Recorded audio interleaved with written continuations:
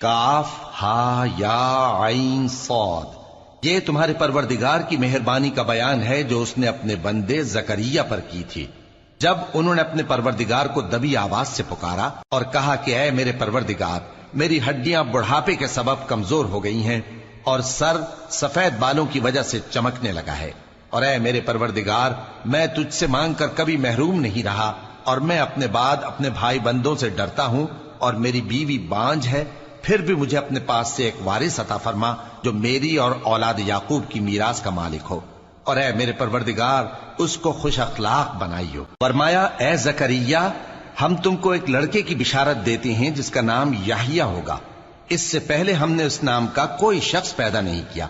انہوں نے کہا کہ پروردگار، میرے ہاں کس طرح لڑکا ہوگا جبکہ میری بیوی بانجھ ہے اور میں بڑھاپے کی اس حالت کو پہنچ گیا کہ سوکھ گیا ہوں۔ حکم ہوا کہ اسی طرح ہوگا۔ تمہارے پروردگار نے فرمایا ہے کہ مجھے یہ آسان ہے، اور میں پہلے تم کو بھی تو پیدا کر چکا ہوں اور تم کچھ چیز نہ تھے۔ کہا کہ پروردگار میرے لیے کوئی نشانی مقرر فرما۔ فرمایا نشانی یہ ہے کہ تم صحیح و سالم ہوتے ہوئے 3 رات دن لوگوں سے بات نہ کر سکو گے۔ پھر وہ عبادت کے حجرے سے نکل کر اپنی قوم کے پاس آئے تو ان سے اشارے سے کہا کہ صبح و شام تسبیح کرتے رہو۔ فرمایا اے یحییٰ، ہماری کتاب کو مضبوطی سے تھامے رہو، اور ہم نے ان کو لڑکپن ہی میں دانائی عطا فرمائی تھی اور اپنے پاس سے شفقت اور پاکیزگی دی تھی، اور وہ پرہیزگار تھے اور وہ اپنے ماں باپ کے ساتھ نیکی کرنے والے تھے اور سرکش اور نافرمان نہیں تھے۔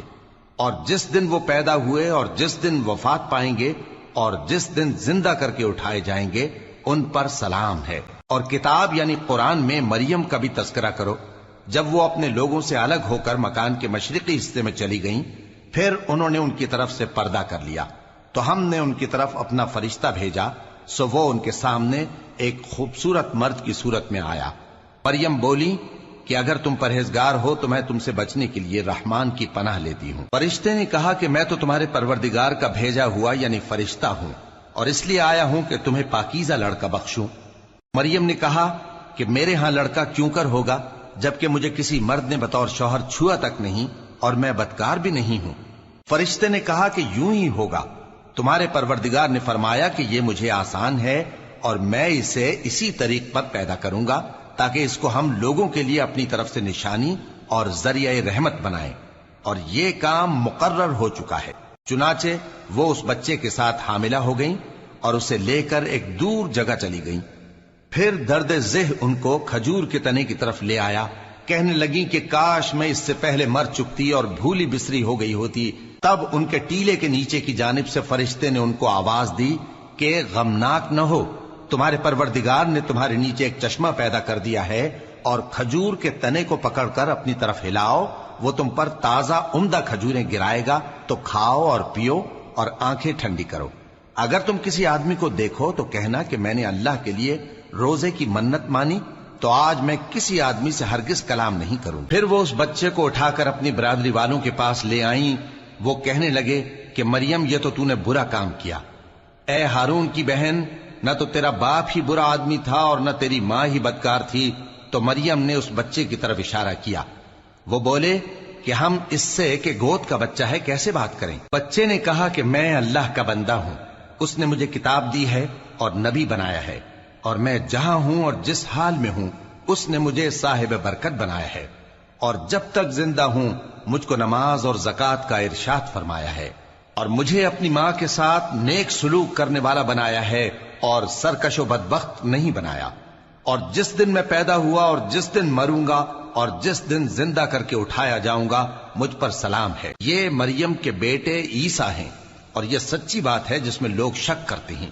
اللہ کو شایع نہیں کہ کسی کو بیٹا بنائے، وہ پاک ہے، جب کسی چیز کا ارادہ کرتا ہے تو اس کو یہی کہتا ہے کہ ہو جا تو وہ ہو جاتی ہے۔ اور بے شک اللہ ہی میرا اور تمہارا پروردگار ہے، تو اسی کی عبادت کرو، یہی سیدھا رستہ ہے۔ پھر اہل کتاب کے فرقوں نے باہم اختلاف کیا، سو جو لوگ کافر ہوئے ہیں ان کو بڑے دن یعنی قیامت کے روز حاضر ہونے سے خرابی ہے۔ وہ جس دن ہمارے سامنے آئیں گے کیسے سننے والے اور کیسے دیکھنے والے ہوں گے، مگر ظالم آج کھلی گمراہی میں ہیں۔ اور ان کو حسرت و افسوس کے دن سے ڈرا دو جب بات فیصل کر دی جائے گی اور وہ غفلت میں پڑے ہوئے ہیں اور ایمان نہیں لاتے۔ ہم ہی زمین کے اور جو لوگ اس پر بستے ہیں ان کے وارث ہوں گے اور ہماری ہی طرف ان کو لوٹنا ہوگا۔ اور کتاب میں ابراہیم کا ذکر کرو، بے شک وہ نہایت سچے تھے، پیغمبر تھے۔ جب انہوں نے اپنے باپ سے کہا کہ ابا، آپ ایسی چیزوں کو کیوں پوچھتے ہیں جو نہ سنیں اور نہ دیکھیں اور نہ آپ کے کچھ کام آ سکیں؟ ابا، مجھے ایسا علم ملا ہے جو آپ کو نہیں ملا، تو میرے ساتھ ہو جائیے، میں آپ کو سیدھی راہ پر لے چلوں گا۔ ابا، شیطان کی پوجا نہ کیجیے، بے شک شیطان اللہ کا نافرمان ہے۔ ابا، مجھے ڈر لگتا ہے کہ آپ کو اللہ کا عذاب آ پکڑے تو آپ شیطان کے ساتھی ہو جائیں۔ اس نے کہا کہ ابراہیم، کیا تو میرے معبودوں کے خلاف ہے؟ اگر تو باز نہ آئے گا تو میں تجھے سنسار کر دوں گا اور تو ہمیشہ کے لیے مجھ سے دور ہو جا۔ ابراہیم نے سلام علیکم کہا اور کہا کہ میں آپ کے لیے اپنے پروردگار سے بخشش مانگوں گا، بے شک وہ مجھ پر نہایت مہربان ہے۔ اور میں آپ لوگوں سے اور جن کو آپ اللہ کے سوا پکارا کرتے ہیں ان سے کنارہ کرتا ہوں اور اپنے پروردگار ہی کو پکاروں گا۔ امید ہے کہ میں اپنے پروردگار کو پکار کر محروم نہیں رہوں گا۔ اور جب ابراہیم ان لوگوں سے اور جن کی وہ اللہ کے سوا پرستش کرتے تھے الگ ہو گئے تو ہم نے ان کو اسحاق اور اسحاق کو یعقوب بخشے اور ہر ایک کو پیغمبر بنایا، اور ہم نے ان کو اپنی رحمت سے بہت سی چیزیں عنایت کی اور ان کا ذکر جمیل بلند کیا۔ اور کتاب میں موسیٰ کا بھی ذکر کرو، بے شک وہ ہمارے برگزیدہ تھے اور رسول تھے، نبی تھے، اور ہم نے ان کو طور کی داہنی طرف سے پکارا اور باتیں کرنے کے لیے نزدیک بلایا، اور اپنی مہربانی سے ان کو ان کا بھائی ہارون پیغمبر بنا کر عطا کیا۔ اور کتاب میں اسماعیل کا بھی ذکر کرو، وہ وعدے کے سچے اور رسول تھے، نبی تھے، اور وہ اپنے گھر والوں کو نماز اور زکوٰۃ کا حکم کرتے تھے اور اپنے پروردگار کے ہاں پسندیدہ تھے۔ اور کتاب میں ادریس کا بھی ذکر کرو، وہ بھی نہایت سچے تھے، نبی تھے، اور ہم نے ان کو اونچی جگہ اٹھا لیا تھا۔ یہ وہ لوگ ہیں جن پر اللہ نے اپنے پیغمبروں میں سے فضل کیا، یعنی اولاد آدم میں سے، اور ان لوگوں میں سے جن کو ہم نے نوح کے ساتھ کشتی میں سوار کیا، اور ابراہیم اور یعقوب کی اولاد میں سے، اور ان لوگوں میں سے جن کو ہم نے ہدایت دی اور جنہیں برگزیدہ کیا۔ جب ان کے سامنے ہماری آیتیں پڑھی جاتی تھیں تو سجدے میں گر پڑتے اور روتے رہتے تھے۔ پھر ان کے بعد چند ناخلف ان کے جانشیں ہوئے جنہوں نے نماز کو ضائع کر دیا اور خواہشات نفسانی کے پیچھے لگ گئے، سو ان قریب ان کو گمراہی کی سزا ملے گی۔ ہاں، جس نے توبہ کی اور ایمان لایا اور عمل نیک کیے تو ایسے لوگ بہشت میں داخل ہوں گے اور ان کا ذرا نقصان نہ کیا جائے گا، یعنی ہمیشہ کی بہشتوں میں، جس کا اللہ نے اپنے بندوں سے وعدہ کیا ہے کہ جو ان کی آنکھوں سے پوشیدہ ہے۔ بے شک اس کا وعدہ نیکوکاروں کے سامنے آنے والا ہے، وہ اس میں سلام کے سوا کوئی بیہودہ کلام نہ سنیں گے اور ان کو صبح و شام کھانا ملے گا۔ یہی وہ جنت ہے جس کا ہم اپنے بندوں میں سے ایسے شخص کو مالک بنائیں گے جو پرہیزگار ہوگا۔ اور فرشتوں نے پیغمبر کو جواب دیا کہ ہم تمہارے پروردگار کے حکم کے سوا اتر نہیں سکتے۔ جو کچھ ہمارے آگے ہے اور جو پیچھے ہے اور جو اس کے درمیان ہے سب اسی کا ہے، اور تمہارا پروردگار بھولنے والا نہیں، یعنی آسمان اور زمین کا اور جو ان دونوں کے درمیان ہے سب کا پروردگار، تو اسی کی عبادت کرو اور اس کی عبادت پر ثابت قدم رہو۔ بھلا تم کوئی اس کا ہم نام جانتے ہو؟ اور کافر انسان کہتا ہے کہ جب میں مر جاؤں گا تو کیا زندہ کر کے نکالا جاؤں گا؟ کیا ایسا انسان یاد نہیں کرتا کہ ہم نے اس کو پہلے بھی تو پیدا کیا تھا جبکہ وہ کچھ بھی چیز نہ تھا؟ سو تمہارے پروردگار کی قسم، ہم ان کو جمع کریں گے اور شیطانوں کو بھی، پھر ان سب کو جہنم کے گرد حاضر کریں گے اور وہ گھٹنوں پر گرے ہوئے ہوں گے۔ پھر ہر گروہ میں سے ہم ایسے لوگوں کو کھینچ نکالیں گے جو رحمان کے مقابلے میں سخت سرکشی کرتے تھے، پھر ہم ان لوگوں سے خوب واقف ہیں جو اس میں داخل ہونے کے زیادہ لائق ہیں، اور تم میں سے کوئی شخص نہیں مگر اسے اس پر گزرنا ہوگا، یہ تمہارے پروردگار پر لازم ہے، مقرر ہے۔ پھر ہم پرہیزگاروں کو نجات دیں گے اور ظالموں کو اس میں گھٹنوں کے بل پڑا ہوا چھوڑ دیں گے۔ اور جب ان لوگوں کے سامنے ہماری آیتیں پڑھی جاتی ہیں تو جو کافر ہیں وہ مومنوں سے کہتے ہیں کہ دونوں فریق میں سے مکان کس کے اچھے اور مجلسیں کس کی بہتر ہیں، اور ہم نے ان سے پہلے بہت سی امتیں ہلاک کر دیں، وہ لوگ ان سے ٹھاٹ باٹ اور نمود و نمائش میں کہیں اچھے تھے۔